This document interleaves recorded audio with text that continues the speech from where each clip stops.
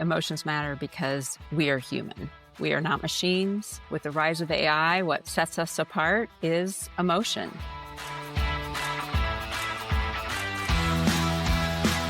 Welcome to the Joy Powered Workspace podcast, where we help HR and business professionals embrace joy in the workplace. I'm Susan White, owner of Susan Tinder White Consulting, an HR consulting practice. Joining me is my co-host and dear friend, JoDee Curtis. She's the owner of Purple Inc., a large-scale HR consulting firm that I'm a part of as an executive collaborator. Today, we're going to discuss emotions at work. Because we are humans, we sometimes find ourselves and those we interact with bringing emotions into the work interactions, which can be a very good thing, right? Or a bad thing, depending on the emotion and how we and others manage it. etfcareer.com posted an article entitled, Why Emotion at Work is a Key Emerging Issue in 2025. I feel like it's been an issue forever, JoDee. Yeah. But let's hear what etfcareer.com, the kind of points that they made. So the first one is that the cost of going postal in the workplace, JoDee, you remember when that was a very common expression, Oh, yeah. going postal, because unfortunately, in the post office back in the 20th century, wasn't unusual for employees to get so fed up with the environment and the regimen that they would go postal and have workplace violence. So that term, going postal, became kind of popular. I'm glad we don't hear that term very often. I don't know about you, JoDee, but people do have workplace incidences, but not, I don't think, to the degree that used to happen. I think a lot more people are watching and trying to intervene early, right? Right. I think the point is if an employee loses it at work to whatever degree they lose it, it's hard for that person to recover fully because even if they apologize, do a lot of mea culpas, the relationships, the trusts are often irreparably damaged. So Right. we don't want that to happen. Right. All right, what's the second point or strong point that etfcareer.com made? It was the shift towards emotional awareness. And we certainly hear a lot more about this lately. You might hear it as EQ or emotional intelligence, which is really recognized as a business imperative. You hear a lot now about people used to talk about their EQ, but that now good leaders are really measured by their or I'm sorry, you used to hear about their IQ, and now we hear about good leaders having good EQ or emotional intelligence, which is really measuring our response to events around us, right? So it could be our own Mhm. emotions or maybe the emotions of others around us and how different events or situations are impacting them and how did they respond and then how do we respond to their impact. I think it is terrific that I think that we as business leaders and HR professionals realize that we have to have empathetic leaders that at least recognize others on their team's emotions so that we could try to relate to them. If we don't do that, and if we don't equip our leaders to have some good emotional intelligence, we're going to have high turnover. We're going to have trouble attracting people. We're going to have disengaged employees. So I think that is truly a 2025 and beyond issue. Yeah. Yeah. Number three, the article cited artificial intelligence. As most articles are citing today, what's the impact of artificial intelligence? Well, the fact is, the rise of artificial intelligence really is important, but not without human centric leadership. So, figuring out how do we take new ways to quickly automate and to decipher and to uh, figure things out with that empathy, that kindness. So, with AI taking over the mundane, hopefully, and the repetitive tasks and the low human value tasks, employees are going to be craving leaders who cultivate collaboration and who help them become more resilient and hopefully provide space and time for innovation. Right.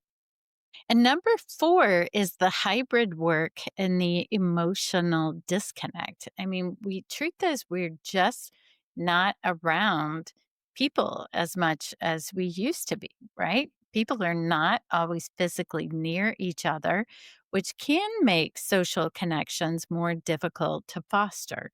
We read about loneliness at work, employees not feeling psychologically safe, and that employee engagement is dropping.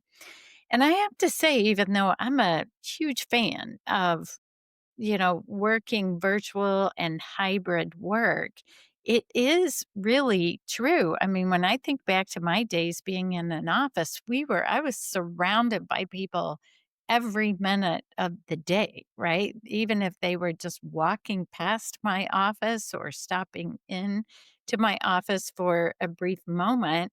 And now I'm not. I spend the majority of my day alone. And certainly you can build and foster relationships on Zoom or on Teams or, as we do with the podcast, but it's different for sure. Mm, So, you're right.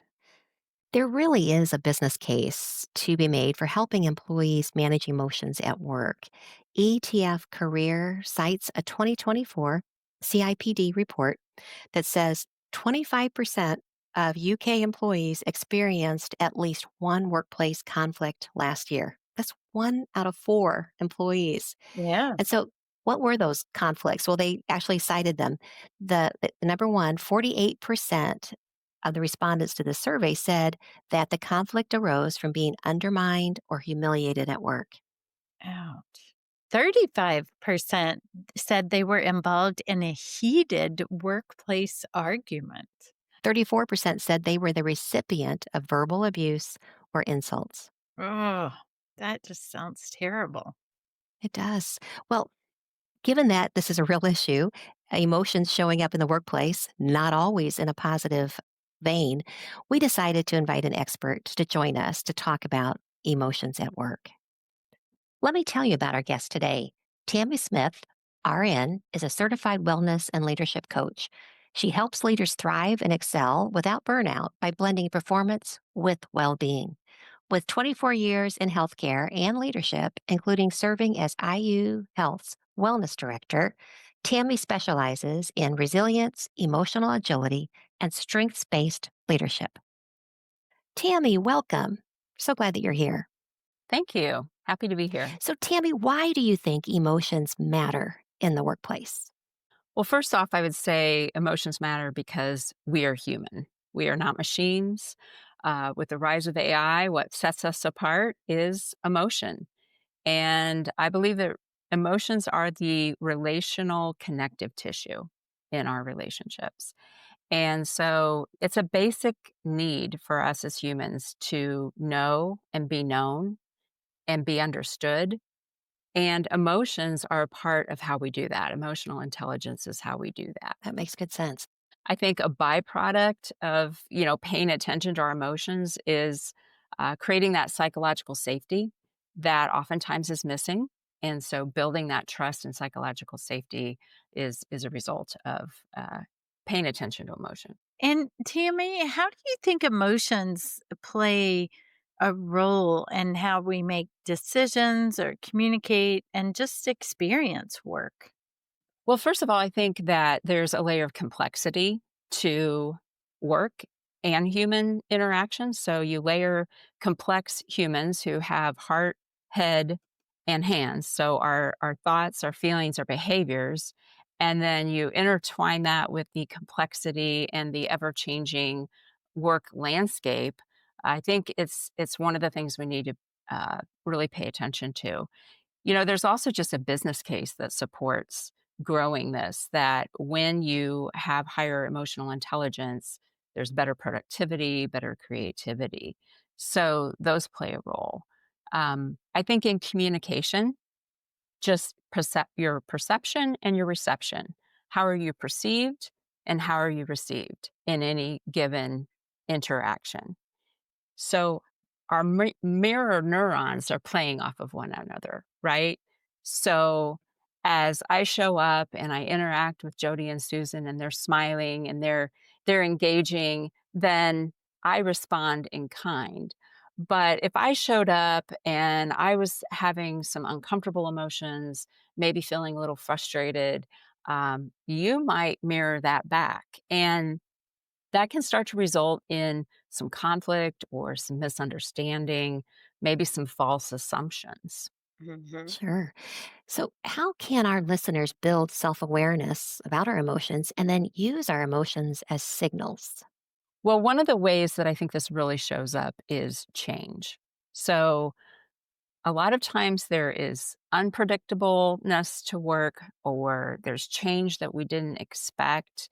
And our brains are triggered to, they're wired to automatically be on the alert for anything that is out of the norm. And so unpredictable things alert our brain to say, danger, danger. But it's not always danger. So it's important to understand that all your emotions are valid. There's no good or bad emotions, and we just have comfortable or uncomfortable emotions. So by learning to name them, name it to tame it is something I like to say, to understand what are those emotions telling me. So, one of the ways you can do that is to use something like a feelings wheel and start to dig down deeper into underneath those primary emotions or underneath those umbrella emotions. So, for example, under fear, it might be I'm nervous or I'm excited or I'm feeling insecure or I'm feeling doubtful. And if you peel back happy, you might find I feel proud or I feel content or I even feel joyful. That's a nod to you, Jody, for joy. So that better better data, gives us the ability to make a better choice. So just like on my car dashboard, if something lights up and I feel like it's screaming a warning signal to me, it's a chance for me to take a pause and say, what is that telling me? What is going on? So look under the hood and say, is there an unmet need? Is there something where I need to pay attention? How about what's going on in my body? Am I feeling that emotion physically? In some way. And a lot of times when we bottle and suppress, those emotions will come out eventually, right? They will demonstrate themselves in migraines or musculoskeletal pain or GI upset. And actually, 60 to 80% of doctor visits are driven by stress related symptoms. Wow. Wow. So you might show up at the doctor and say, I just don't feel good. And they run a battery of tests, and maybe there's nothing in your lab work that indicates anything is off, but that emotion is playing a role in your body. Yeah. Yeah. So those are some signals you can be looking for is, paying attention to what your physical body is telling you. Yeah. One of the things that I like to point people to is a great model. It's called nonviolent communication, and it's by Marshall Rosenberg. And he talks about labeling your feelings, then identifying the need, and then you can decide what is the request that I want to make of myself or others. So, an example might be I'm feeling frustrated. I need clarity on the expectations and the timing, maybe the resources allocated to this project. So, my request would be would you be willing to meet and create a project plan so that I could better understand and meet those expectations? I love it. That's great advice. And speaking of advice, what advice do you have for us to navigate difficult emotions in the workplace? And those emotions, it could be our emotions or it could be other people's emotions as well. Absolutely. Well, I think you have to start with self and you have to own it and name it. And again, validate that all feelings are normal human emotion. Then decide what kind of thought maybe triggered those emotions. So again, we have that automatic thinking where we can start to dispute it. So to your point of whether it's going on with myself or someone else, I can ask myself, is this really true? Is there evidence for or against it? Is this black and white, or is the reality a little bit more nuanced or complicated? Another way I think is to reframe it, view it as a challenge, not a threat, or view it as an opportunity versus a deficit. Another way that you can kind of internally regulate is to, a lot of times it's in the moment, right? There's something that happens, there's some emotion in the room. And I think one thing you can do is take note of it. Okay, there's a lot of energy around this. So that probably means that we need to dig in a little deeper. And I need to uncover, for example, with my team, I need to uncover kind of what is behind this emotional energy and spend a little bit more time there. And then for myself as the leader, before I'm going into a crucial conversation or a high stakes meeting, I think it's important to maybe do some grounding exercises of either deep breathing or a sensory grounding where I am getting in tune with my five senses. What do I smell? What do I see? What do I taste? What do I feel? These are ways to kind of short circuit that automatic amygdala hijack that can be happening Mhm. and get yourself regrounded. Yeah. Great tips. Talk to us a little bit about emotional agility. How do we strengthen our emotional agility and what is it?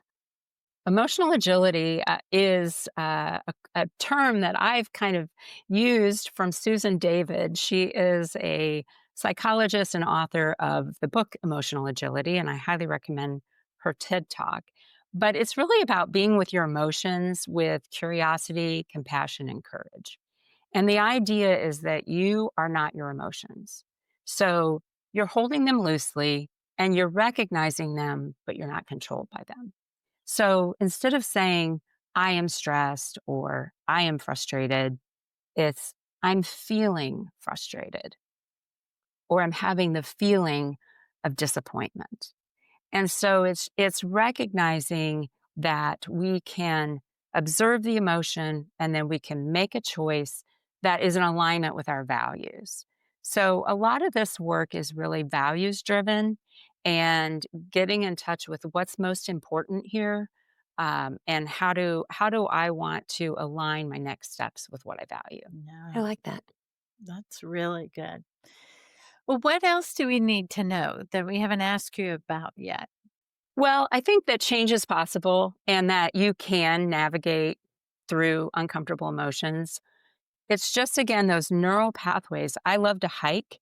And so when I go on a hike, I can see the path because it's a well worn path in front of me. Many people have traveled it. Same with your brain. Your brain has traveled down some very well worn paths with your thinking habits and your emotional habits. But with practice, you can start to make some changes. And another famous quote from Susan is rigidity in the face of complexity is toxic. Mm. And so I think what often happens is we take emotions in the workplace and we either shove them down, shut them down, or we resort to toxic positivity that says everything's fine, just keep smiling, everything's fine. And I think we have a chance to just use some authenticity to validate the normal human experience and bring more relational connection. Yeah. What's one small step people can do in this area to create more joy at work? Well, to me, there's joy in meaningful connection. At the end of the day, it's about the work is important and the humans we do it with are important.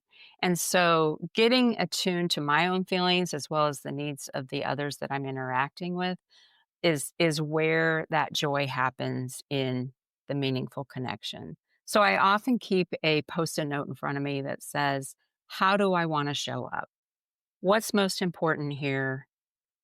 And really taking that intentional pause to be attuned to how emotions might be playing a role and then how I can work through them. So to me, that's where a lot of joy comes from. Ah, Yeah. thank you.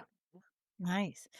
And how can our listeners reach out to you if they want to connect or explore this topic more? Yeah, I'm excited to be launching my professional coaching business. So you can reach me at info at liveleadwellco.com. Very nice. Great. We'll put that in the show notes as well.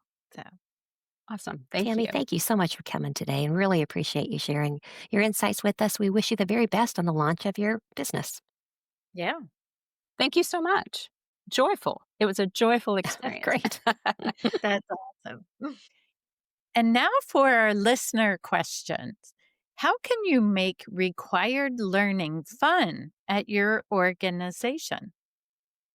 What a great question, because more and more in this era of regulatory requirements happening more and more, that it's important that we get our employees to be interested in doing the training and to take that mandatory training with an open mind, with a willingness to learn.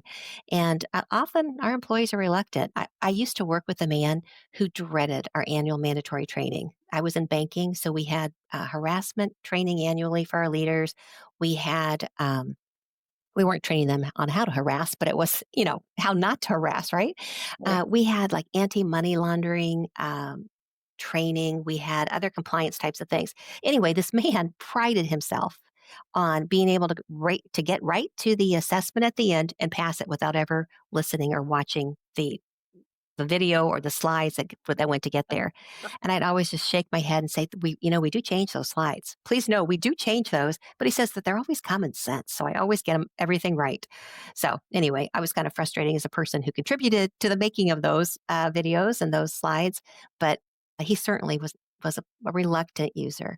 So Right. I think that fortunately for our listeners and business leaders, I do think there's ways to make required training more fun. So I'm going to throw out a few ideas. JoDee, if you've got any to piggyback on this, I'd love it. And if any of our listeners has maybe a breakthrough thinking on this, please send us a note and let us know.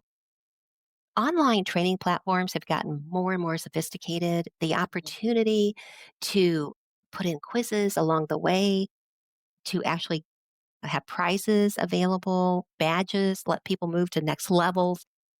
The technology platforms themselves have become more fun. The ability to drop in, videos and not just doing the same old, maybe having different employees do some testimonials about, hey, here's something I experienced on this particular thing, and here's where I went wrong. Here's where in the future, I know to do this thing differently can be very powerful. People seeing people that they can relate to and that they know. Anything else that you can think of, JoDee, maybe to make required trainings fun? Well, I just think number one, which you mentioned maybe in a different way, is telling stories, right? That maybe harassment's not always a good one to talk about exactly what happened, but maybe talk about the impact on the person or how they felt, or even the feelings of the person doing the harassment who maybe didn't realize they were making someone else uncomfortable. And again, not to say that that means it was right, but to how natural that can happen sometimes. So I love to tell stories. So, I think that's powerful. yeah. Some other things that I've seen organizations do that I think really works, if it's synchronous training, if you have a live group, we've talked before about having an icebreaker so that people, at least at the beginning of the mandatory training, have an opportunity to know who else is in the room. And maybe if it's people they know because they work with all the time, get to know them at a deeper level. So Right. maybe do something that's fun, gets people laughing, people talking. We do have an episode devoted to team building with a Right. lot of icebreaker ideas. If you're looking Right. for that, listeners, it's called Team Building, and that episode launched July 1st, 2019.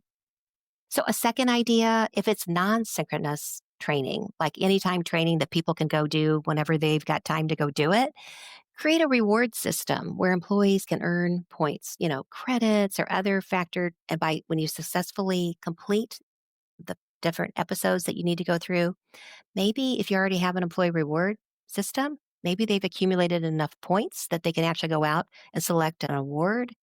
Or maybe you have gift cards or something so that people actually get some type of a pat on the back for finishing. And then the third idea that I've seen work well is add a fun game at the conclusion. Let people know they will be quizzed on the material, but make it a fun quiz. JoDee, I've seen you take leadership on this by having Jeopardy games or have Wheel of Fortune and let people play on teams. It Right. can really, people are motivated when they know they're going to be competing to Right. really retain information. So, just some more ideas for you to consider, listener. And I hope that it helps you, the one who wrote in that question. I hope it helps you try to make some of that mandatory training a little more enjoyable. Yeah. Agree. JoDee, it's time for In the News. HRDive.com posted an article on August the 1st, 2025, entitled Amazon Off Duty Employees Can Use Parking Lots for Union Activity. NLRB Judge Rules.